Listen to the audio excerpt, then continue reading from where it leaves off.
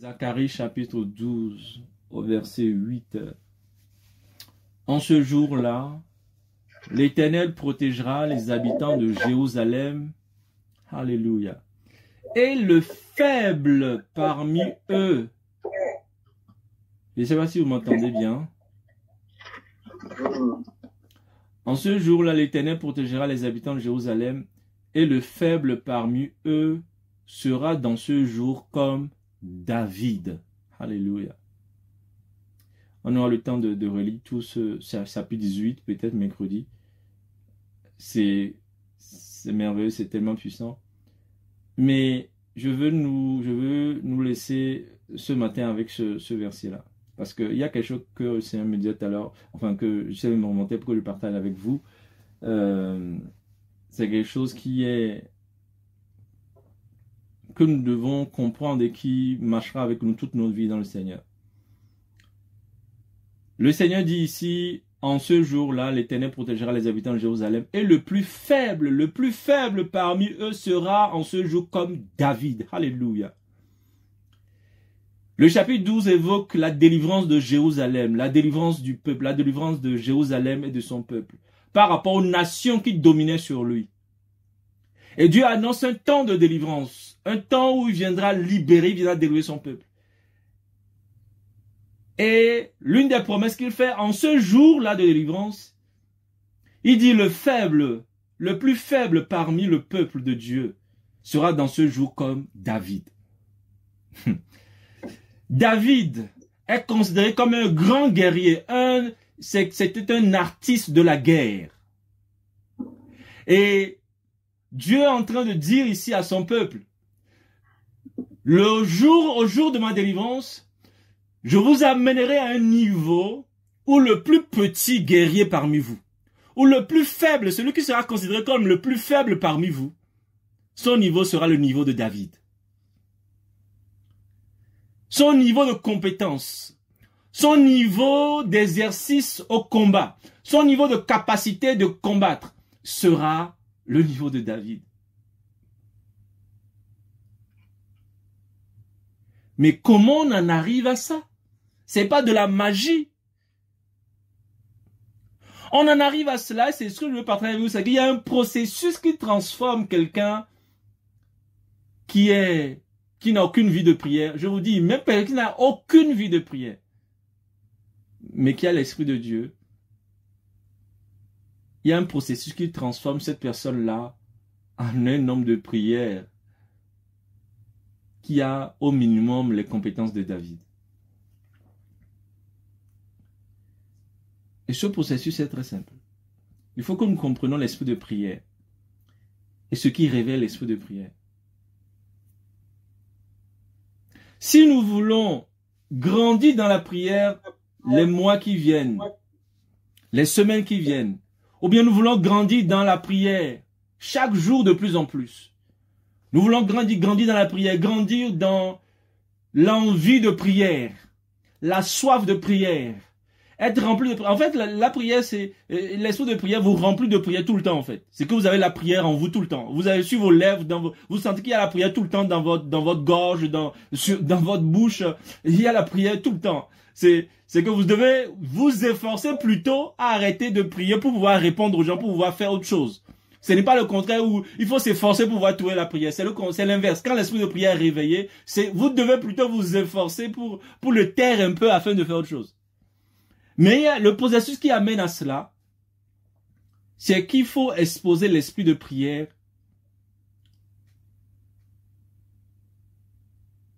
à la vie de prière d'autres personnes. Premièrement, aux exhortations sur la prière, aux prédications sur la prière, à tout ce qui parle de prière. En fait, l'esprit de prière, c'est quelque chose, c'est que quand il est en vous, ou bien quand vous le réveillez, exposez-le aux paroles qui parlent de lui. Exposez-le aux choses qui parlent de lui. Moi, ma vie de prière a été réveillée comme cela il y a 10 ans ou 12 ans en arrière. Quand Dieu m'a exposé à aussi Sentinelle Néhémie, où je découvrais la vie de prière des gens, disent mais waouh, ça a réveillé en moi l'esprit de prière. Ça a créé en moi la soif de prière. Et à chaque fois dans ma marche, quand je sentais que je n'arrivais plus à prier, la seule recommandation, le seul chemin que je retrouvais, que Dieu me donnait, eh bien, retourne. Tu sais comment réveiller ça. Hein? Tu sais comment le réveiller. Eh bien, je vais passer du temps à écouter les enseignements sur la prière, les exhortations sur la prière, les prédications sur la prière. Pas forcément de longs enseignements, mais voilà, quelques messages de 10 minutes, de 15 minutes qui exhortent à la prière, qui exhortent au bénéfice de la prière, qui exhortent à la gloire qu'il y a dans la prière, qui parlent, qui témoignent de comment d'autres prient, de ce que les gens, certains sont en train de faire en ce moment par la prière, de comment certains sont en train de prier, sont en train de jeûner. Quand tu écoutes ça, l'esprit de prière en toi, ça se réveille. Et c'est comme ça que, en fait, quand tu seras complètement réveillé, eh bien, tu n'auras plus besoin de ce support-là, parce qu'il est déjà réveillé en toi, c'est maintenant lui qui va te nourrir, tu seras rempli de prière. Il y a un processus qui amène quelqu'un qui est mort dans la prière à quelqu'un qui est vivant dans la prière. Et ce processus-là, c'est l'écoute des paroles de Jésus sur la prière. L'écoute des exhortations sur la prière, l'écoute des témoignages des autres sur la prière. De vrais hommes de prière, hein, pas des gens qui pensent qu'ils sont des hommes de prière mais qui n'en sont pas. Quand j'écoute des gens qui prient 3 heures le matin, 7 heures en une journée, quand je vois des gens qui se lèvent à minuit pour prier, quand j'entends les gens qui se lèvent à 3 heures pour prier, eh bien ça va réveiller en moi aussi. Tu te dis, pourquoi moi je ne le fais pas? Pourquoi je ne peux pas le faire? Ah, moi aussi je vais le faire. C'est comme ça se passe en fait. C'est comme ça se passe. Il faut t'exposer. Il faut que tu écoutes les choses que tu veux atteindre.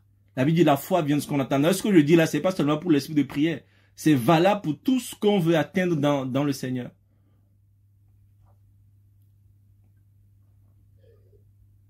C'est valable. Tu veux avoir une vie de prière? C'est ça la cible. Enfin, il faut que tu vois une cible. Quelle cible veux-tu atteindre? Tu vas aussi prier à minuit? C'est ça la cible que tu veux atteindre? Tu veux prier aussi 3 heures le matin? C'est ce que tu veux atteindre? C'est ça que tu veux prier 2 heures le soir, 3 heures le soir, 4 heures le soir? Quelle est ta cible? Tu veux prier 7 heures le samedi? À force d'écouter cette cible-là, tu vas l'atteindre. À cette époque-là, quand on découvrait Sentinelle Néhémie, je me rappelle que j'étais touché par le témoignage de Daniel Nash, cet homme de prière qui marchait avec Charles Finet. Et il y avait quelque chose sur lui que Charles Finet disait, comment cet homme, il disait le jour où il l'a rencontré, il voyait une personne dont les lèvres bougeaient, il comprenait pas. C'est après il a compris qu'en fait cet homme est en train de prier comme ça, en public, comme ça, dans une cour de justice, ses lèvres, il priait comme ça. Je me disais, waouh! Comment être rempli de prière au point que partout où tu vas, même quand tu es sur le quai, tu marches, tu es en public, tu attends quelque part, toi tu es en train de prier pendant que les gens sont en train de faire quelque chose d'autre. Et quelques années après, je me suis retrouvé à vivre la même expérience. Je me dis, waouh! Mais ça, c'est ce que j'avais lu sur Daniel Nash il y a quelques années. Dieu est fidèle, il accomplit. Quand Dieu veut faire quelque chose dans ta vie, il te montre déjà la chose. Il te montre un modèle de la chose. Il te montre un modèle de ce qu'il veut faire. Et si tu aimes ce modèle-là, la question c'est est-ce que tu aimes la vie de prière? Est-ce que tu veux ça? Est-ce que tu veux ça? Ou le père du mensonge t'a dit, ah non mais si tu te lèves au milieu de la nuit, là tu vas casser ton sommeil. Ou le père du mensonge t'a dit, ah non mais bon, là tu vas être fatigué au boulot. Ou le père du mensonge t'a dit, ah non mais là il te faut 7 heures de sommeil. Quel est le mensonge que tu gardes encore dans ta vie? Ou aimes-tu les choses de l'esprit? Aimes-tu les choses qui défient les mensonges du diable? Si tu les aimes, Dieu te fera vivre des choses extraordinaires, où tu dormiras 2 heures la nuit, mais tu seras plus en forme que si tu avais dormi 8 heures la nuit. Parce que c'est par l'Esprit de Dieu. La Bible dit, celui qui se confie en l'Éternel renouvelle sa force chaque matin. Il n'a pas dit celui qui dort 8 heures par jour renouvelle sa foi chaque matin. Celui qui se confie en l'Éternel. Alléluia. Kamala. Alléluia. Il renouvelle sa foi chaque matin. Alors que voulons-nous croire? Nos habitudes ou la tradition des humains ou la parole que Dieu dit.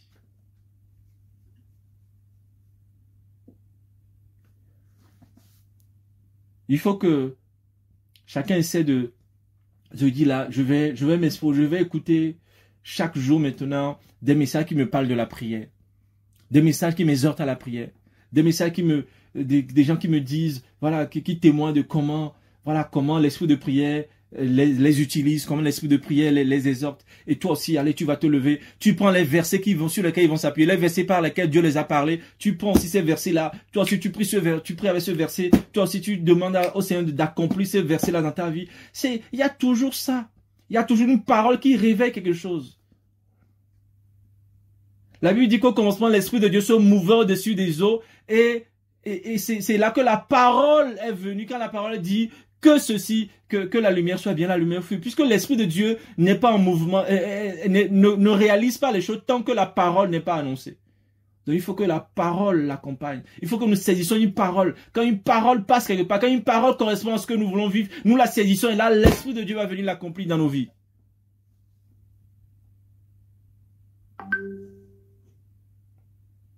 Que Dieu puisse nous aider et que nous puissions monter de gloire en gloire, que nous puissions tenir plus longtemps, de plus en plus dans la prière, que nous ne puissions pas nous fatiguer de la prière, que nous ne puissions pas nous lasser de la prière. Et attention, en faisant cela, il faut avoir les principes de la prière en tête. La prière, c'est une semence. La prière, c'est une semence. Alléluia. La prière, c'est une semence. Si tu ne l'as pas compris, tu vas dire, ah oui, mais je prie, mais il n'y a rien qui se passe, je prie, mais je ne vois pas ça. La prière, c'est une semence, en fait. La prière, c'est une semence. Et tu seras surpris des choses que tu as priées, que tu as même oubliées. Quand Dieu les accomplit, tu vas dire, waouh, mais ça fait longtemps que j'avais prié ça, j'ai même oublié. Mais oui, c'est de l'investissement, mes amis. Et tant qu'on n'a pas on ne comprend pas les principes d'investissement, on ne comprendra pas la valeur de la prière. Parce que la prière, c'est un investissement spirituel. Tu déposes ton argent quelque part, tu le laisses et des années après, ça fructifie pour toi. C'est un investissement spirituel. Et quand j'ai pas compris, il y a différents principes, différents aspects de la prière. Mais cet aspect-là nous fera qu'on priera sans relâche jusqu'au bout. Parce qu'on ne cherchera pas à recevoir tout de suite le bénéfice de la prière. Mais on saura que c'est un investissement. Quand je dépose 1000 € sur un compte épargne, je vais dire je l'oublie. Et dans 10 ans, je vais voir ce que ça va me produire. C'est un investissement. Donc ce n'est pas en vain. Ta prière là, c'est pas pour résoudre forcément tes problèmes d'aujourd'hui. Est-ce que vous comprenez? La prière que tu fais aujourd'hui là, c'est pour bâtir un homme spirituel. C'est pour travailler le fondement de ta vie, la base de ta vie, le futur, ton futur dans l'esprit. C'est pour bâtir cela. Et si tu n'investis pas dans la prière, c'est que ton futur est zéro. Tu n'as rien, tu n'as aucun héritage. Tu n'as rien construit pour l'avenir.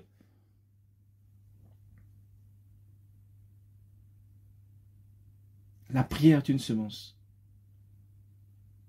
Alors semons, parce qu'on ne sait pas quand le temps de la récolte va venir. Semons.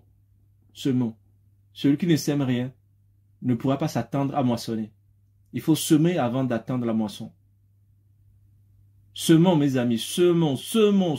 Alléluia. Kosaki masala. Yobeleki masala. Alléluia. Semons.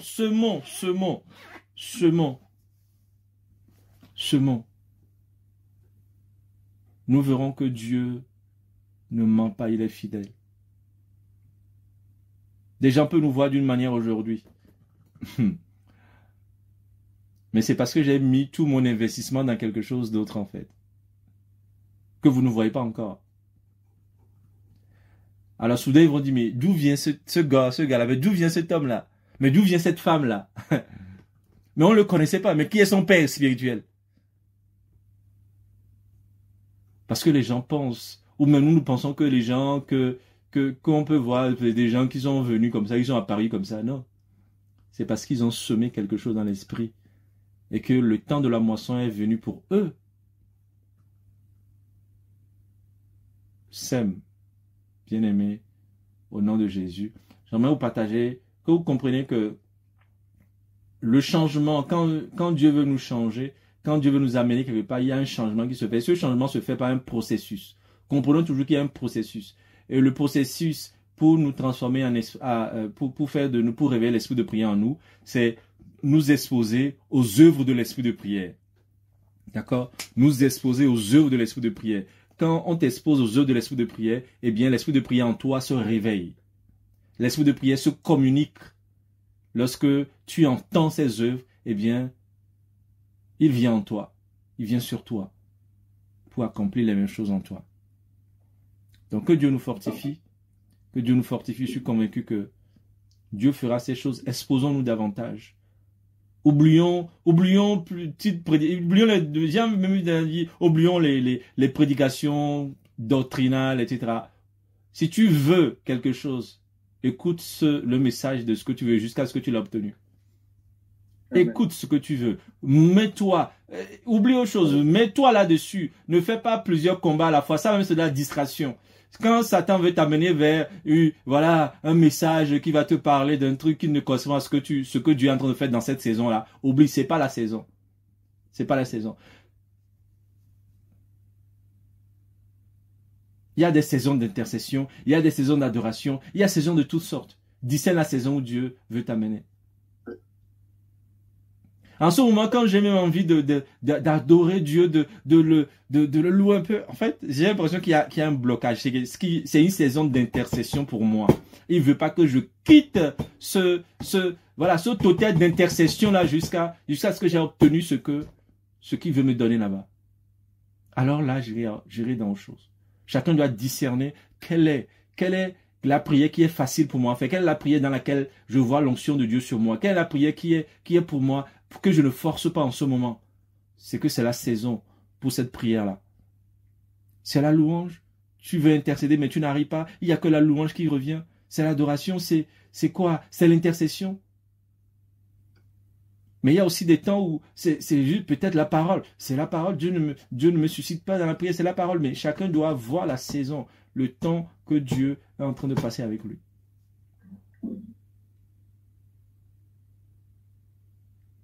Que Dieu nous garde et que Dieu nous fortifie. Que Dieu nous dirige par son esprit vers cette ascension-là dans l'esprit de prière au nom de Jésus.